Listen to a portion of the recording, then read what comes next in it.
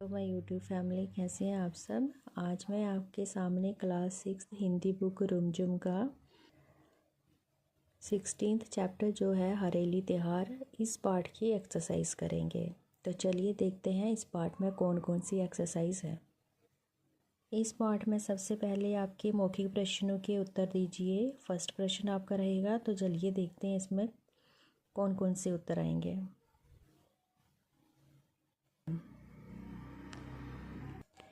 और आपका थर्ड प्रश्न रहेगा, हरेली और बैसाखी पर्व में क्या समानताएं हैं। उत्तर रहेगा, दोनों पर्व किसानों से जुड़े हैं। हरेली छत्तीसगढ़ में और बैसाखी पंजाब में मनाया जाने वाला पहला कृषि पर्व है जो उत्साह और उल्लास से भरा होता है। सेकंड प्रश्न आपका रहेगा, सही विकल्प पर टिक का निशान लगाइए। का पार्ट आपका है, हरेली पर किसकी पूजा की जाती है। इसमें आपको 4 ऑप्शन दिए जाएंगे, जिसमें जो सही होगा उसी को आपने टिक करना है। हरेली पर किसकी पूजा की जाती है। हरेली पर खेती के औजारों की पूजा की जाती है। ख पार्ट है आपका, पर्व के अवसर पर पशुओं को क्या खिलाया जाता है। पर्व के अवसर पर पशुओं को बरगद के पत्ते खिलाए जाते हैं। आयोजित होने वाली प्रतिक्रियाओं में कौन सी भावना प्रबल होती है। मनोरंजन भावना जो है वो प्रबल होती है।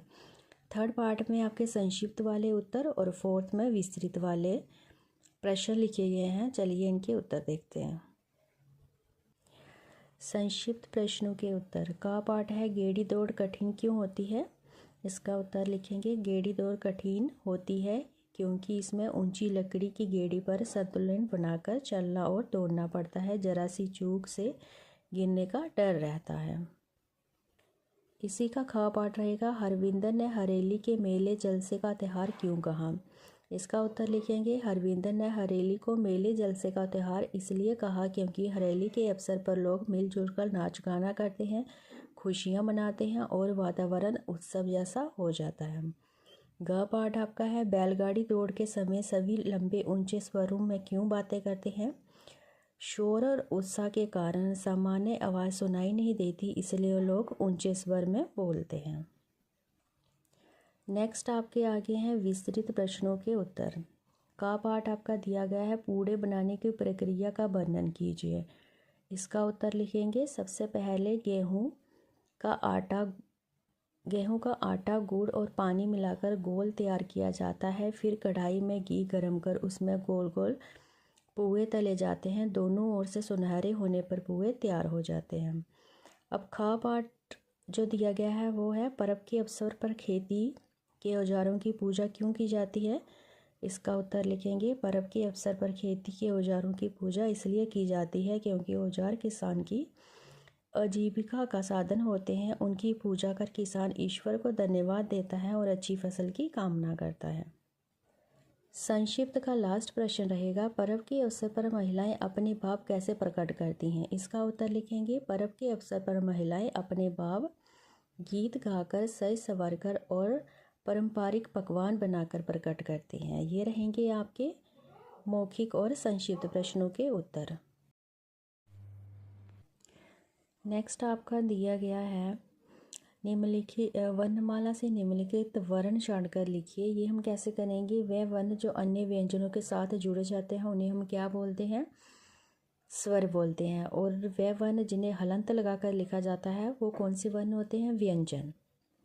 और आगे सेकंड पार्ट में दिया गया है, निम्नलिखित शब्दों से नाम धातु क्रिया शब्द बनाइए। ये हम कैसे बनाएंगे नाम धातु, जैसे शर्म लिखा हुआ है तो शर्म का हम लिखेंगे शर्माना, रंग रंगना, तल तलना, बात बताना, सज सजना सजाना, हंस हंसना। ये आपके रहेंगे नाम धातु क्रिया शब्द। नेक्स्ट आपका दिया गया है वाक्य विचार। वह शब्द जो कोई भाव व्यक्त करता है उन्हें विस्मयबोधक आभि शब्द कहते हैं। इन शब्दों के साथ प्रिय विस्मयबोधक चिन्ह लगा होता है। थर्ड पार्ट में दिया गया है, दिए गए विस्मयबोधक आभि शब्दों से वाक्य बनाइए। अरे, इसका वाक्य हम बनाएंगे, अरे तुम कब आए। वह कितना सुंदर चित्र है। आहा, इसका वाक्य बनाएंगे, आहा कितना मज़ा आ रहा है। नेक्स्ट दिया गया आपका छी से हम वाक्य बनाएंगे, छी कितनी गंदगी है। और शाबाश लास्ट आपका दिया गया है और इसका वाक्य बनाएंगे शाबाश तुमने बहुत अच्छा काम किया है। तो बच्चों ये रही आपके क्लास चैप्टर 16 की एक्सरसाइज